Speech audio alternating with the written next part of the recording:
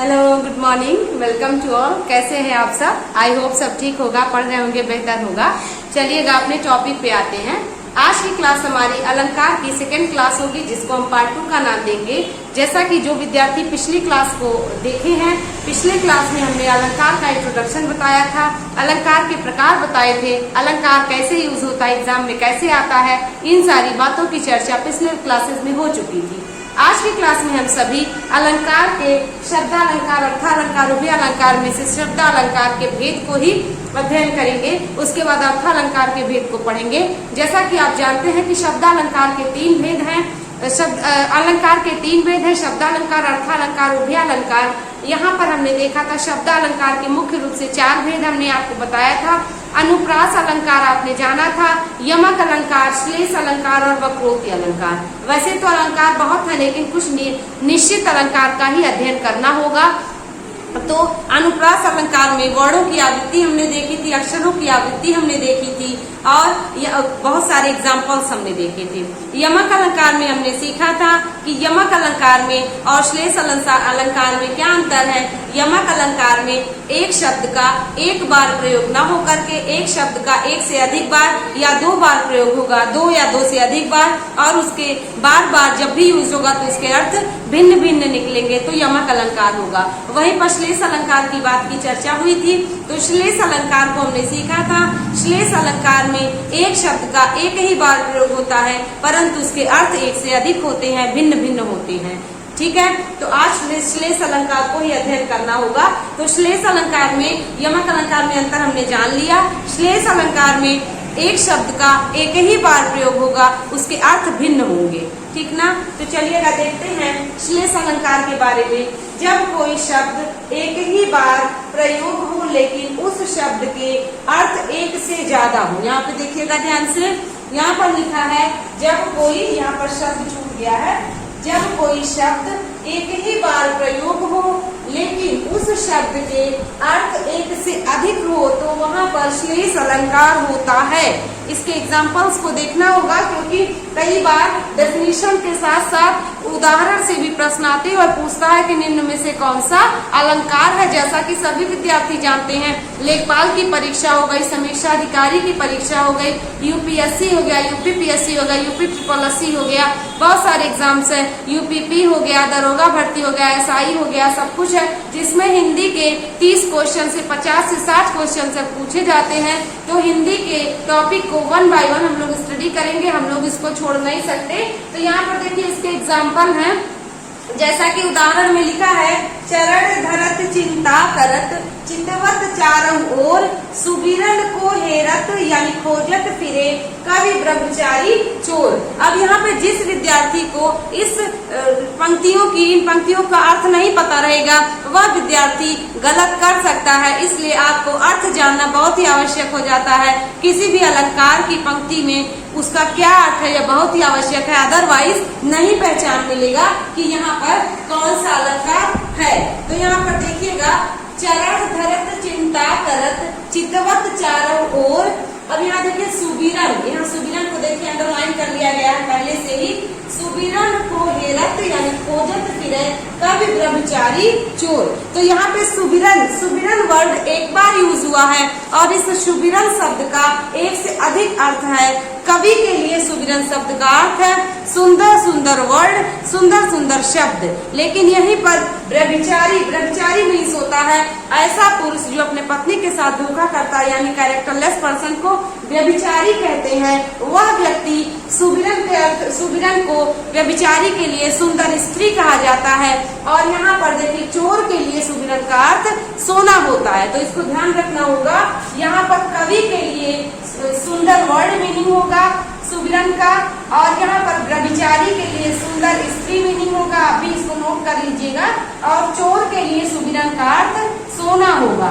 तो यहाँ पर आप देख पा रहे हैं एक शब्द का एक से अधिक बार प्रयोग नहीं हुआ है, एक शब्द का एक बार प्रयोग हुआ है, परंतु उसका कवि के सेंस में सुंदर वर्ड यूज है और व्यभिचारी व्यक्ति के सेंस में सुंदर स्त्री का अर्थ हो रहा है, और चोर के संबंध में सुबिरन का अर्थ हो रहा है सोना। तो यहाँ पे आप देख रहे हैं कि इस एग्जाम्पल में जो बहुत से विद्यार्थी इसको कह सकते हैं कि ये अनुप्रास अलंकार बिल्कुल नहीं चाचा की आवृत्ति हो रही है, लेकिन यहाँ अनुप्रास अलंकार नहीं है।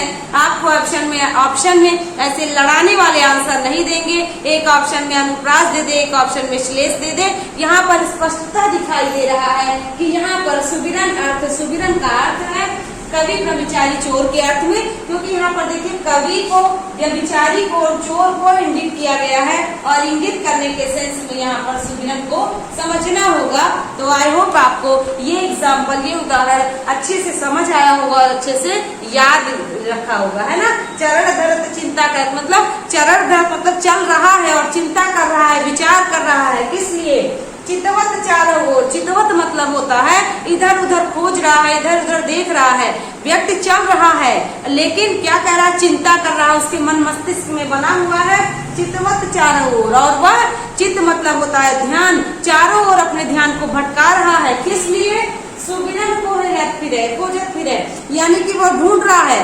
कवि यदि चल रहा है तो वह सुंदर वर्ड ढूंढ रहा है सब जगह कि मुझे सुंदर सुंदर शब्द और सुंदर सुंदर वर्ड मिल जाए ताकि मैं अच्छी पंक्तियों की रचना कर सकूं। वहीं ब्रह्मचारी चल रहा है तो वह चिंता कर रहा है और इधर उधर देख रहा है सुंदर स्त्री कहीं मिल जाए। यहीं पर चोर की बात करें तो चोर चरण मतलब चोर चल रहा है तो चारों ओर ढूंढ रहा है कि कहीं पर धन संपदा या सोना मिल जाए। तो यहाँ पर ये उदाहरण आपको अच्छे से समझ में आया होगा। दूसरे उदाहरण की चर्चा हो जाए। कह रहा है जो रहीम गति दीप की कुल कपूत गति सोए। इसके बाद देखेंगे बारे उजियारो करे बढ़े अंधेरो हो। यहाँ पर देखिएगा बारे को और बढ़े को अंडरलाइन किया गया है। क्यों?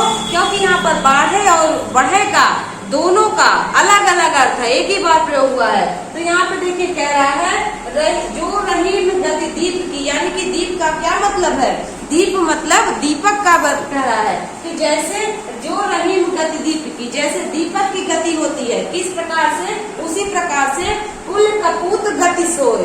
उसी प्रकार से कुल कपूत, कपूत मीन्स होता है दुष्ट संतान, सपूत मतलब होता है अच्छी संतान, तो दुष्ट संतान की उसी प्रकार से गति होती है, कपूत की उसी प्रकार से गति होती है जैसे दीप की गति होती है। अब दूसरी पंक्ति में कवि बता रहा है क्या गति होती है, तो दूसरी पंक्ति में देखना होगा।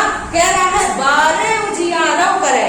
बारे मतलब जैसे यहाँ पर देखिएगा बारे का मतलब है जैसे दीप को यदि जलाया जाता है तो कहते हैं ना दीप बार दीजिए गांव में, तो दीप को जलाया जाता है। तो यहाँ पर दीप के सेंस में बारे का अर्थ है, यहाँ पर दीप के सेंस में बारे का अर्थ है जलाना, लेकिन यहाँ पर कपूत के अर्थ संबंध में बारे का अर्थ है बचपन। तो ध्यान रखिएगा, अभी ध्यान लिखिएगा। बारे का अर्थ दीप के सेंस में जलाना है, लेकिन कपूत के सेंस में बचपन है। यानी कि जिस प्रकार से दीप को जलाया जाता है तो वह प्रज्वलित होता है, उज्ज्वलित होता है, उसी प्रकार से कपूत अगर जन्म लेता है और बड़ा होता है बचपन में तो उसकी उसी प्रकार से गति होती है जैसे एक दीप की होती है। फिर कह रहा है उजियारा करे। इसका मतलब क्या कि जैसे दीप जलता है और उजियारा करता है, कपूत उजियारा करता है, फिर अंत में उसका क्या होता है? बढ़े अंधेरा हो। उसी प्रकार से जैसे जैसे वह बढ़ता जाता है वैसे वैसे क्या होता है? अंधेरा होता जाता है। अब यहाँ पर देखिए बढ़े, बढ़े का भी दो अर्थ है।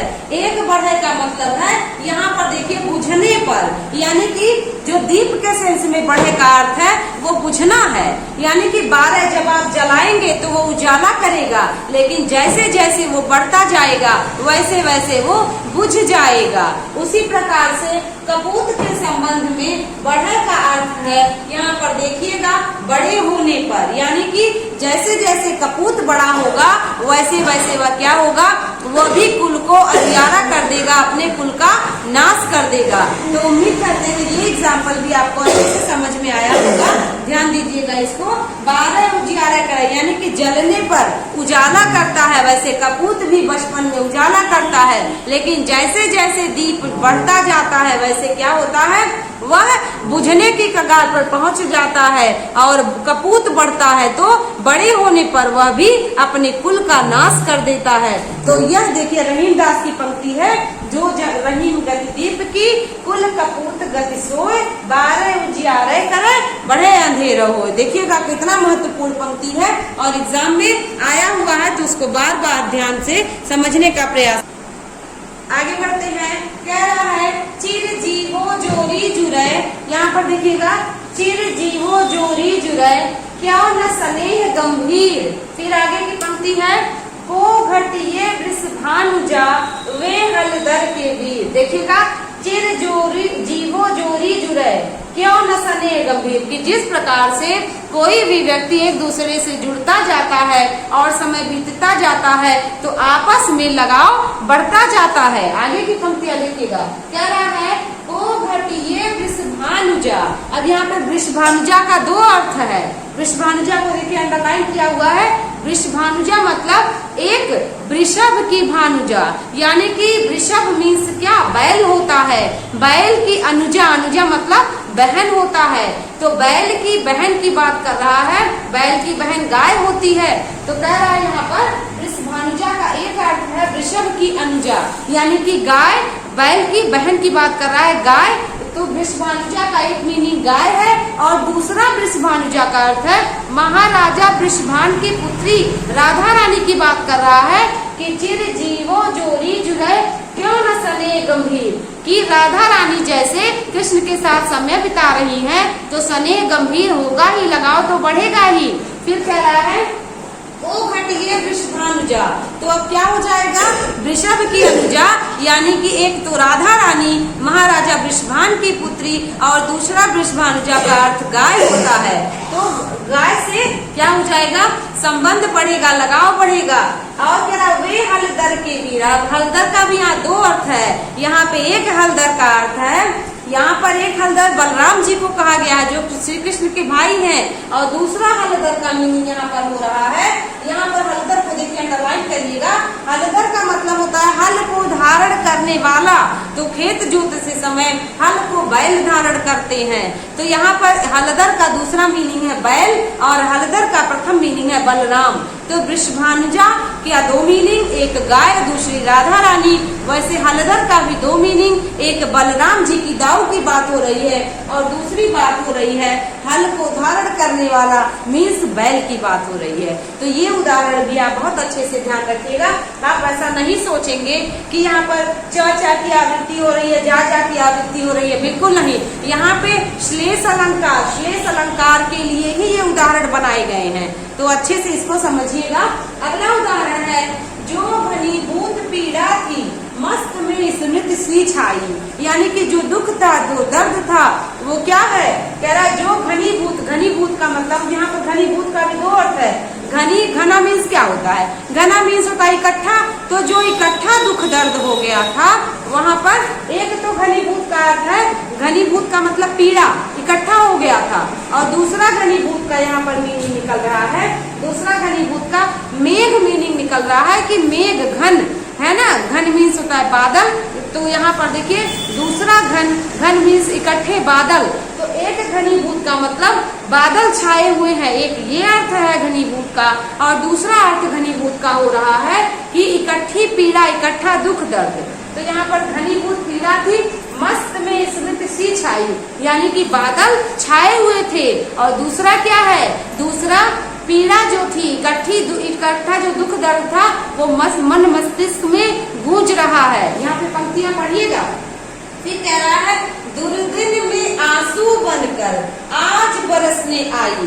दुर्दिन में यहाँ पे 2 अर्थ है। दुर्दिन का मतलब होता है कष्ट के दिन, पीड़ा के दिन, और यहाँ पर दुर्दिन को अंडरलाइन करिएगा, श्लेष अलंकार है। दुर्दिन में आंसू बनकर आज बरसने आई। एक दुर्दिन का मतलब है कि पीड़ा के दिन, दुख के दिन, तकलीफ के दिन, कष्ट के दिन, और दूसरा यहाँ पर दुर्दिन का अर्थ है मेघ वाले, छाए वाले दिन, यानी मेघाच्छादन के दिन, यानी कि जब बादल घेर लिए थे तो वो इकट्ठे हो गए थे, तो घनीभूत अर्थ है। और वह व्यक्ति के लिए जो पीड़ा इकट्ठा हुई थी वह उसके स्मृति में चल रही थी और आंसू बनकर बरसने आई। मीन्स क्या, आंसू बन करके उस व्यक्ति की छलक रही है क्या? पीड़ा। लेकिन जहाँ बादल के अर्थ है, इकट्ठे बादल का मीनिंग अगर देखें तो दुर्दिन मतलब मेघाच्छादन के जो दिन थे वो भी जब बादल इकट्ठा होगा, बादल घेरेगा तो बरसना तय है, संघनन होगी तो वर्षा होगी। तो यहाँ पर वह बादल जो घेरे हुए थे इकट्ठा होकर के वह बरसने लगे और जो व्यक्ति था उसकी जो दिमाग में मन मस्तिष्क में पीड़ा थी वो आंसू बनकर बरसने लगी। तो यहाँ पर आप देखिएगा दुर्दिन का दो अर्थ निकल रहा है, घनीभूत का दो अर्थ निकल रहा है, यहाँ भी श्लेष अलंकार है और ये सब उदाहरण बार बार परीक्षाओं में पूछे गए हैं। तो इसको आप अच्छे से समझ के नोट करिएगा। आगे उदाहरण देखिएगा, रहीमन पानी राखिए बिन पानी सब सून, पानी गए न उभरे मोती मानुष चून। तो यहाँ पर आप देखिएगा रहीमन पानी राखिए बिन पानी सब सून, पानी गए न उबरे मोती मानुष चून। यहाँ पर देखिए बहुत से विद्यार्थी कंफ्यूज हो सकते हैं। कई बार विद्यार्थी यमक अलंकार लगा के चले आते हैं क्योंकि उनके दिमाग में यह परिभाषा चलती है कि एक शब्द का एक से अधिक बार प्रयोग परंतु भिन्न भिन्न अर्थ। तो यहाँ पर पानी पानी कितनी बार? 3 बार प्रयोग हुआ है, लेकिन नहीं, यहाँ पर श्लेष अलंकार है। तो आपको ध्यान से समझना होगा। एक बार की बात है, एक विद्यार्थी मुझसे कहने लगा मैम मेरे टीचर ने मुझे गलत पढ़ाया है। तो मुझे बताना पड़ा कि नहीं, यहाँ पर गलत अध्यापक ने नहीं पढ़ाया, ये श्लेष अलंकार है। यहाँ पर जो तीसरा पानी है इस पानी के 3 अर्थ हैं। जैसे आपने प्रथम उदाहरण में देखा था कि सुबिरन के 3 अर्थ थे, कवि के संबंध में सुंदर वर्ण, व्यभिचारी के संबंध में सुंदर स्त्री, चोर के संबंध में सोना या मुद्रा। उसी प्रकार से तीसरा वाला जो पानी है उसके भिन्न भिन्न अर्थ हैं। यहाँ पर देखिएगा पानी राखिए बिन पानी सब सून, यहाँ पर जो पानी है इस पानी का अलग अलग अर्थ नहीं निकल रहा है, लेकिन जो तीसरी वाला पानी यूज हुआ है इस वाले पानी के कई अर्थ निकल रहे हैं। मोती के संबंध में चमक है ना, कांति, मोती, जितना मोती गहरे पानी में रहेगा उतना ही चमकेगा, उतना ही उसकी चमक कांति बढ़ेगी। और मनुष्य के संबंध में उसकी प्रतिष्ठा, उसका इज्जत, ये अर्थ निकल रहा है पानी से। और चूना के संबंध में जल निकल रहा है। तो आप देख पा रहे हैं कि मोती के संबंध में चमक मीनिंग निकल रहा है, कांति मीनिंग निकल रहा है, ठीक है। मनुष्य के संबंध में प्रतिष्ठा मीनिंग निकल रहा है, इज्जत मीनिंग निकल रहा है ना, इज्जत। और चूना के संबंध में जल मीनिंग निकल रहा है। तो यहाँ देखिएगा इस पानी का 3 विषय में 3 बार 3 अलग अलग अर्थ निकल रहे हैं। यहाँ पर श्लेष अलंकार है। इस उदाहरण को बार बार पूछा जाता है क्योंकि विद्यार्थी कंफ्यूज होते हैं, विद्यार्थी भ्रमित हो जाते हैं और वे वही यमक अलंकार लगा के चले आते हैं। इसलिए आप भी इसको बहुत अच्छे से ध्यान दीजिएगा। अगला उदाहरण है, कह रहा है मगन को देख पट देख बार बार। अब यहाँ मगन मतलब क्या? यहाँ पर देखिएगा मगन को देख पट देख बार बार। यहाँ पर पट के 2 अर्थ हैं। पट मीन्स क्या होता है? दरवाजा होता है, और पट मीन्स होता है वस्त्र। तो मगन मीन्स होता है भिखारी। भिखारी को देख करके कोई स्त्री क्या कर रही है? पट मीन्स वस्त्र का दान कर रही है। और वही स्त्री यदि दूसरा मीनिंग निकाला जाए तो दरवाजा बंद कर ले रही है। तो पट देत बार बार मीन्स भिखारी को देख करके दरवाजा बंद कर लिया जा रहा है, भिखारी को देख करके वस्त्र दान किया जा रहा है। और देत मतलब होता है देना। तो आप देखिएगा यहाँ पर देत का भी 2 मीनिंग है। यहाँ पर देत का एक मीनिंग निकल रहा है बंद करना और दूसरा देत का मीनिंग निकल रहा है देना। तो यहाँ पर देखिएगा पट मीन्स वस्त्र, वस्त्र के संबंध में देत का अर्थ है दरवाजा, देना, दान करना, और दरवाजे के सेंस में देत का अर्थ है बंद करना। तो आप समझ पा रहे होंगे, बहुत ही महत्वपूर्ण उदाहरण है और ये बार बार एग्जाम में आता है। सामान्य किताबों में ये सब उदाहरण नहीं मिलेगा, लेकिन परीक्षाओं में पूछा जाता है। तो मंगन को देख पट देत बार बार। पट मीन्स वस्त्र, पट मीन्स दरवाजा, देत मतलब देना, और देत मीन्स होता है दान करना, बंद करना। ओके, तो यहाँ पर अगला उदाहरण देखेंगे, रावण सिर सरोज बनचारी। यहाँ पर देखिएगा रावण सिर सरोज बनचारी, चली रघुवीर सिलमुख धारी। यानी कि रावण को सीता को हर लेने के बाद जब श्री राम को पता चला तो श्री राम ने क्या किया? चल रघुवीर यानी चल पड़े। कैसे चल पड़े? सिली मुखधारी, सिली मुखधारी यानी कि क्या करने चल पड़े, सिली मुख। तो यहाँ पर सिली मुख के दो अर्थ हैं। धारी मीन्स होता है धारण करना, तो सिली मुख के यहाँ पर अर्थ है, सिली मुख का दो अर्थ है। यदि आप धारण करना का मीनिंग ले तो यहाँ पर सिली मुख का एक मीनिंग निकल रहा है बाण, ठीक है ना, और दूसरा सिली मुख का अर्थ निकल रहा है भ्रमर। भ्रमर मीन्स यहाँ पर घूमना का है कि यहाँ पर क्या करने लगे, भंवरे की तरह घूमने लगे, यानी चारों दिशाओं में सीता की खोज के लिए निकल पड़े। जब उनको पता चला कि रावण ने सीता का हरण कर लिया है, और क्या धारण कर लिए, भंवरे का रूप धारण कर लिए, या आप ऐसे समझिए कि भ्रमण करने लगे, चारों ओर इधर उधर भटकने लगे। एक मीनिंग ये है, दूसरा मीनिंग है बाण, यानी कि धनुष बाण को धारण कर लिया कि आज हम युद्ध करके सीता को वापस लेकर के आएंगे। तो यहाँ सिली मुख के दो अर्थ है, बाण और भ्रमर। तो आप समझ पा रहे होंगे कितना अच्छा एग्जाम्पल है, और आई होप आपको बहुत अच्छे से समझ में आ रहा होगा।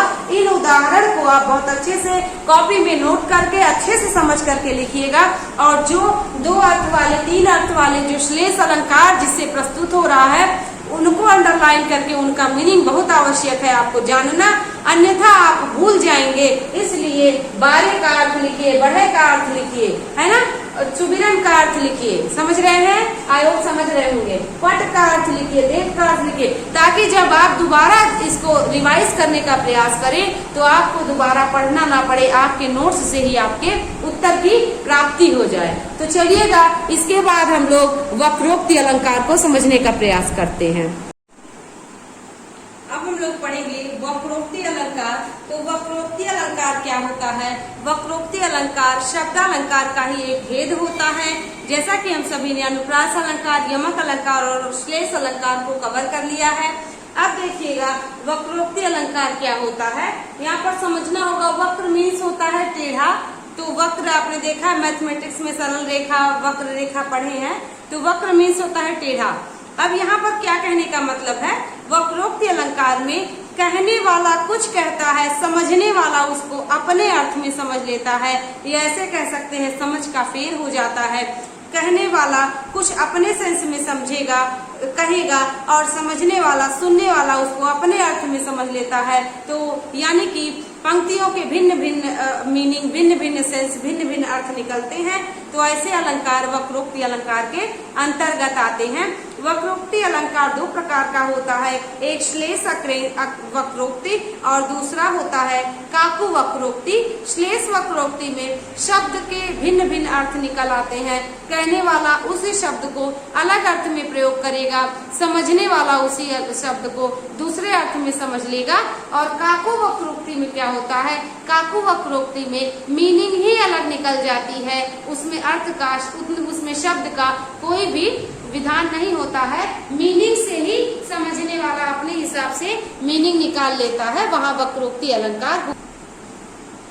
किसी कथन को सुनने वाला यदि दूसरे अर्थ में कल्पना कर लेता है, अथवा यहाँ देखिएगा ध्यान से, किसी कथन को सुनने वाला मीन्स क्या, स्पीकर कुछ कहेगा, लिसनर कुछ समझेगा, तो वही कह रहा किसी कथन को सुनने वाला यदि दूसरे अर्थ में कल्पना कर लेता है, कहा कुछ जाए और समझा कुछ जाए, यहाँ यही कहने का मतलब है दूसरे अर्थ में कल्पना कर लेता है, अथवा उस कथन से ही उत्तर ध्वनित हो जाता है, यानी कि कहने वाला उसी शब्द को अलग प्रयोग करे, समझने वाला उसी शब्द का भिन्न अर्थ ले ले, तो यहाँ पर समझना होगा वक्रोक्ति अलंकार होता है, या उस कथन से ही उत्तर ध्वनित हो जाए, यानी कि ध्वनित मतलब ऐसा निकल जाए कि वो समझने वाला समझे कि हाँ मेरे ही हिसाब से कहा जा रहा है, तो इसको अलग अलग मीनिंग निकालने की स्टाइल वक्रोक्ति में होती है।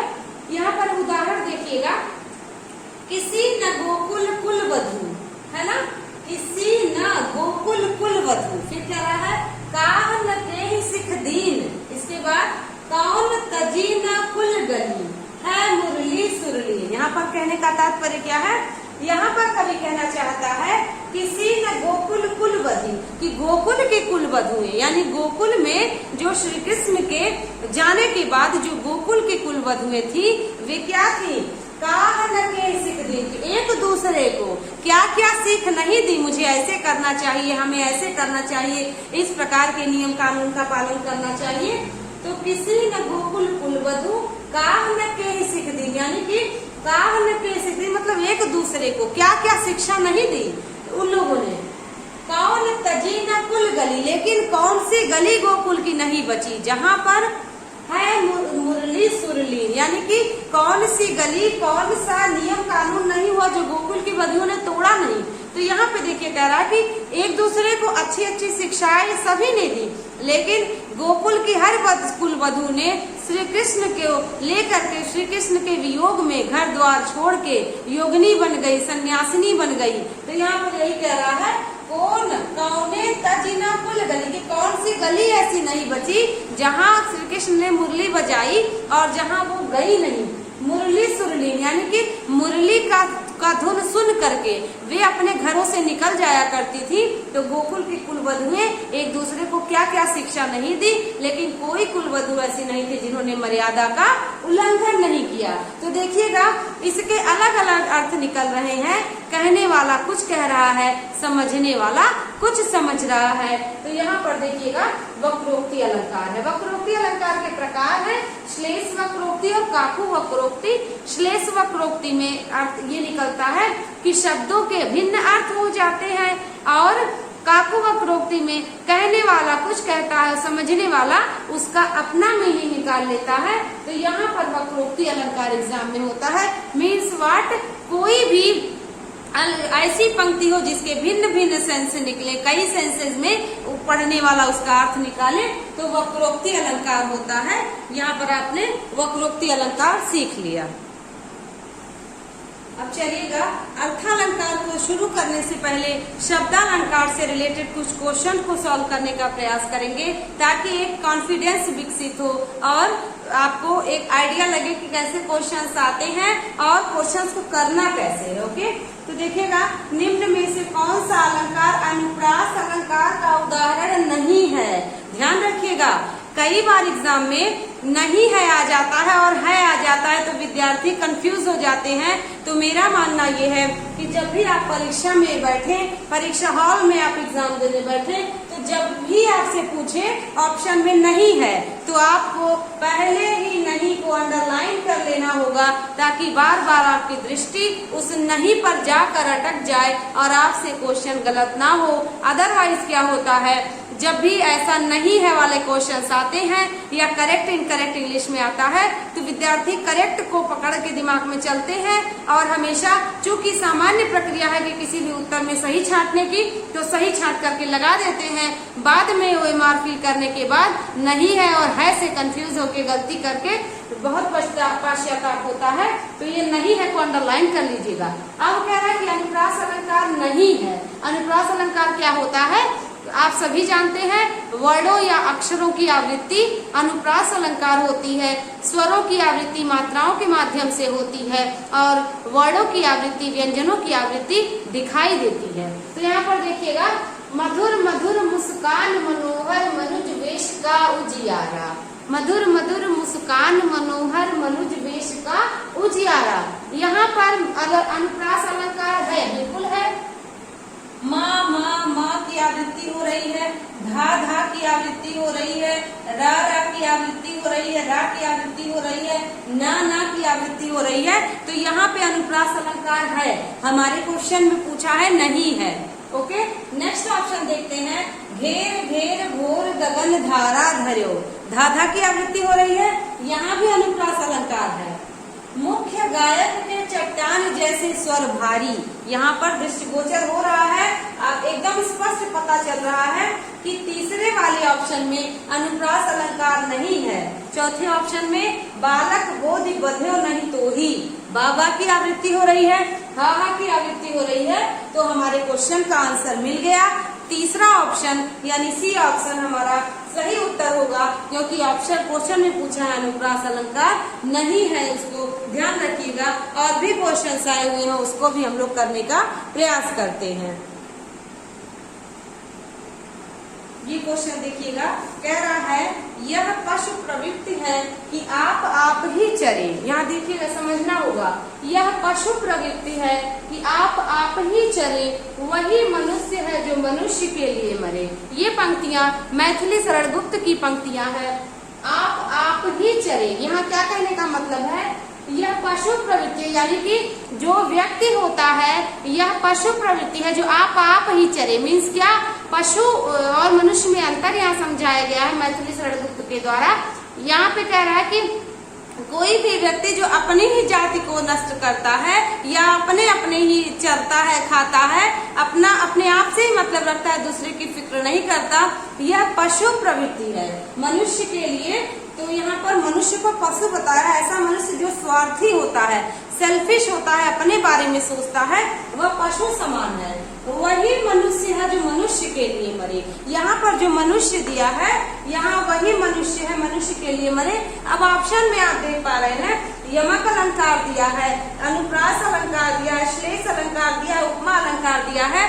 तो बहुत से विद्यार्थी श्लेष अलंकार और उपमा अलंकार को तो नहीं करेंगे, लेकिन ज्यादातर संभावना है कि विद्यार्थी यहाँ पर यमक अलंकार को करेक्ट कर दें। लेकिन यहाँ पर यमक अलंकार में क्या होता है, यमक अलंकार में एक शब्द का एक से अधिक बार प्रयोग तो होता है, परंतु अर्थ भिन्न भिन्न होता है। यहाँ पर क्या कह रहा है, यहाँ पर मनुष्य है यानी कि दोनों मनुष्य का मतलब आदमी ही अर्थ निकल रहा है।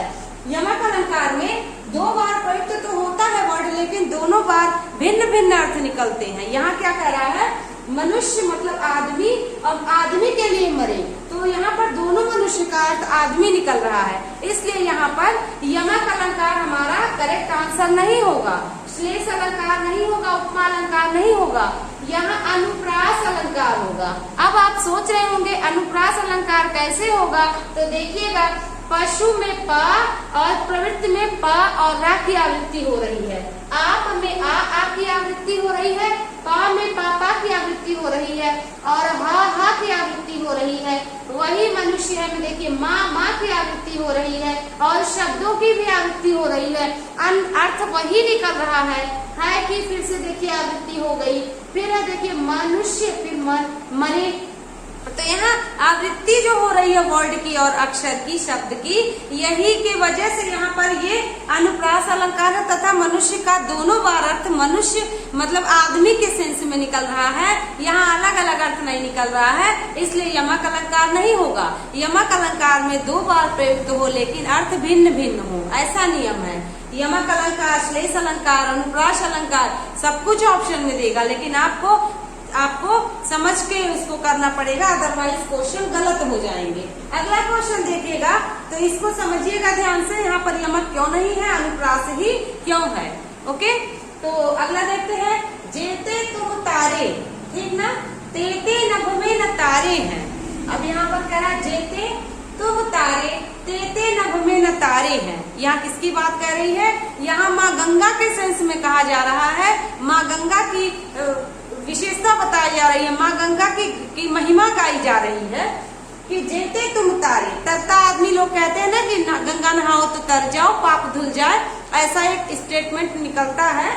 तो कह रहा है कि गंगा माँ के सेंस में कह रहा है जेते तुम तारे, मतलब यहाँ पे तारे, यहाँ देखिए ना, तारे का दो अर्थ है, एक तारे, यहाँ पर एक तारा ये वर्ड आया है और यहाँ एक तारा ये वर्ड आया है, दोनों तारे का अलग अलग अर्थ है। तो यहाँ पर अब ऑप्शन में देखिएगा, क्वेश्चन में इस काव्य पंक्ति में दिए गए विकल्पों में सही अलंकार का चयन कीजिए। ऑप्शन देखिएगा, उपमा अलंकार, श्लेष अलंकार, यमक अलंकार, मानवीकरण अलंकार। क्या नहीं हो सकता, सबसे पहले उपमा अलंकार नहीं हो सकता, मानवीकरण अलंकार नहीं होगा।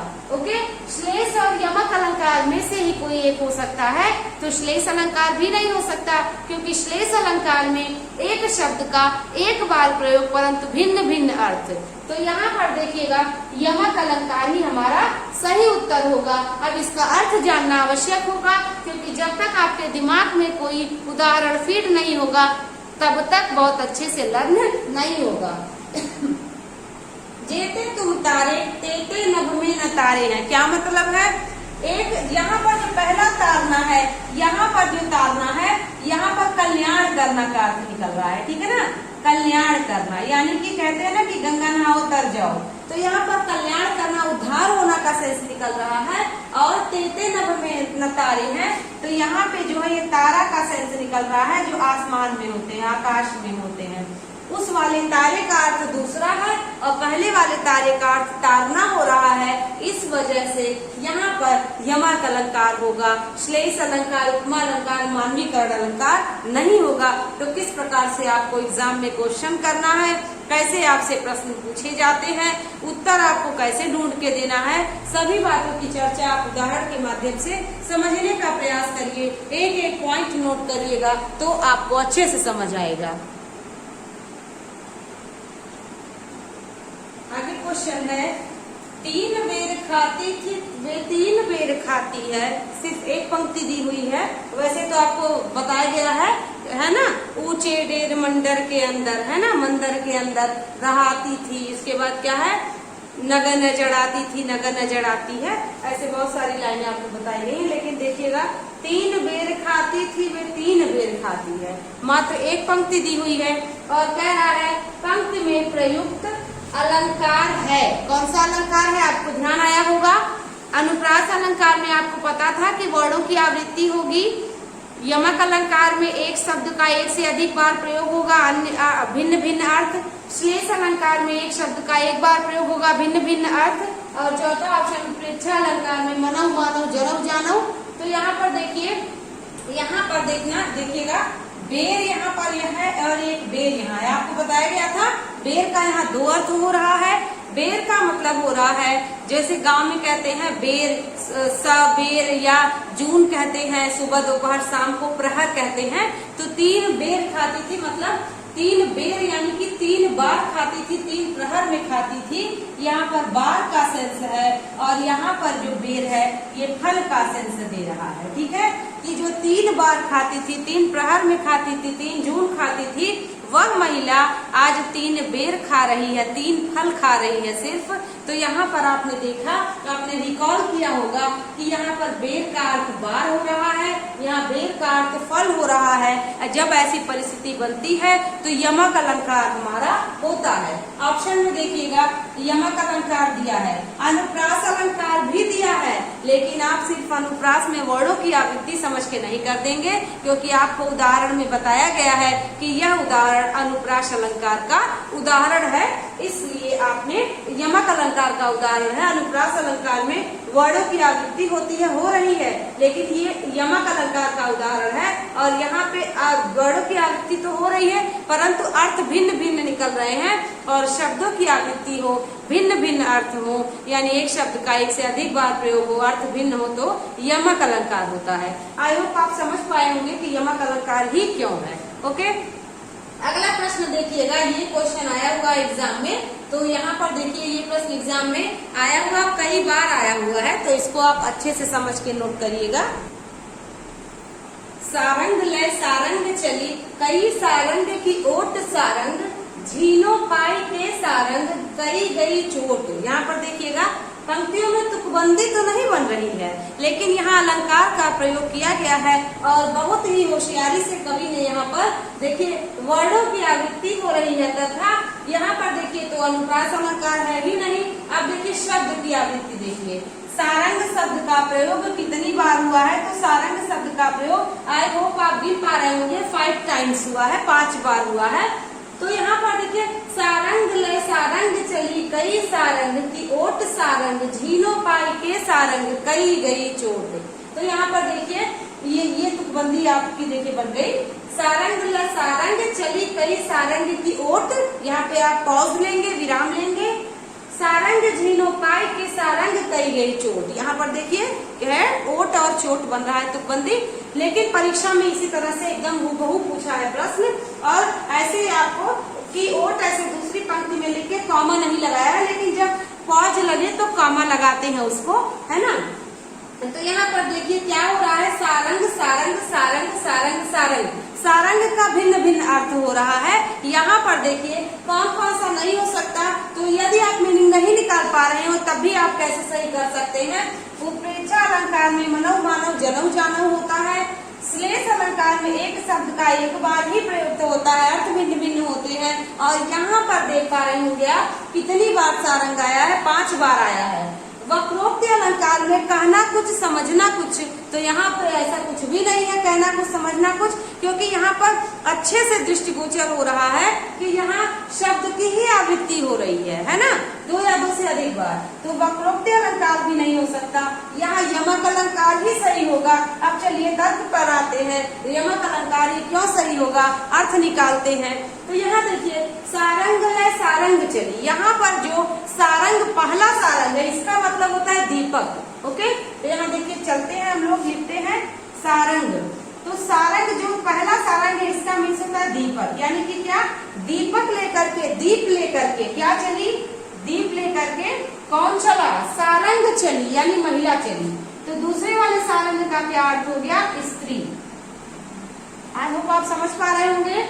सारंग ले सारंग चली यानी दीपक लेकर के, दिया लेकर के क्या चली, सारंग चली, स्त्री चली, क्या चली, स्त्री चली।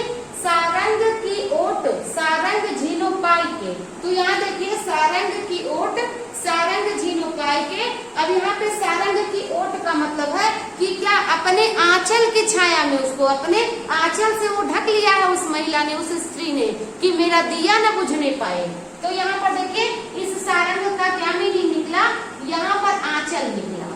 ठीक है, तो कैसे चली कई सारंग की ओट। अब यहाँ पर भी सारंग झीनो पाई के मीन्स फिर से उसका आंचल मीनिंग निकल रहा है।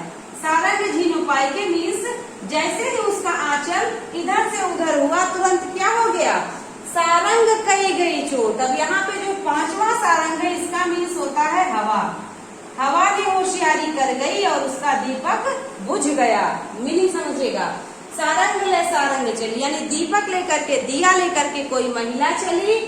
उसके बाद क्या हुआ, सारंग की ओट सारंग यानी अपने आंचल से उसने ढक लिया उस दिया को कि हवा की थपेड़े, हवा से हमारा दिया न बुझने पाए। लेकिन जैसे सारंग झीनो पाई के मीन्स जैसे ही उसका आंचल जरा सा हिला, जरा सा सरका और दिया कैसे बुझ गया, सारंग कई गई चोट। कौन चोट कर गया, हवा ने अपना काम कर दिया, हवा ने दिया को बुझा दिया। तो यहाँ पर देखिए सारंग दीपक, सारंग स्त्री, सारंग आंचल, सारंग आंचल, सारंग हवा। तो कितनी बार सारंग का प्रयोग हुआ, 5 बार। और यहाँ पर देखिएगा 5 बार प्रयोग हुआ और जितनी बार सारंग का प्रयोग हुआ उतनी बार सारंग के भिन्न भिन्न अर्थ निकले हैं। तो यहाँ पर ये कहा जा सकता है कि यहाँ पर यमक अलंकार है, तर्क पर भी यमक अलंकार है। और यदि अगर मीनिंग नहीं समझ आता है तो जिस प्रकार से हमने अर्थ बताने के पहले सॉल्व किया वैसे भी आप इसको कर सकते थे। तो ये भी एग्जाम में आया हुआ प्रश्न है, तो समझना होगा आपको कि कोई भी उदाहरण दे आपको अपने परिभाषा को ध्यान रखना होगा कि वर्णों की आवृत्ति हो तो हम लोग अनुप्रास कहेंगे, और यदि एक से अधिक बार प्रयोग हो भिन्न भिन्न अर्थ तो यमक होगा, और अगर एक बार प्रयोग हो भिन्न भिन्न अर्थ तो श्लेष होगा। कहना कुछ समझना कुछ तो वक्रोक्ति होगा। तो शब्दालंकार के हमने उदाहरण कंफर्म कर लिए हैं, शब्दालंकार के प्रकार हो गए हैं कंफर्म, सारे डिफिनेशंस हो गई है कंफर्म, और ये सारे क्वेश्चंस भी एग्जाम में आए हुए हैं। तो उम्मीद करते हैं आपको अलंकार की दूसरी कक्षा भी बहुत पसंद आई होगी। पार्ट 2 भी आप बहुत अच्छे से सीखेंगे, समझेंगे। सारे एग्जाम्पल्स को नोट कर लीजिएगा, क्योंकि कोई भी एग्जाम्पल एग्जाम में आ सकता है कि निम्न में से कौन सा अलंकार है, और आपको सारे तर्क रखने पड़ेंगे, मीनिंग निकालना होगा, वाचक शब्द क्या है, साधारण धर्म क्या है, जो कि आगे आपको बताया जाएगा। तो बच्चों आज की क्लास के लिए बस इतना ही। Thank you.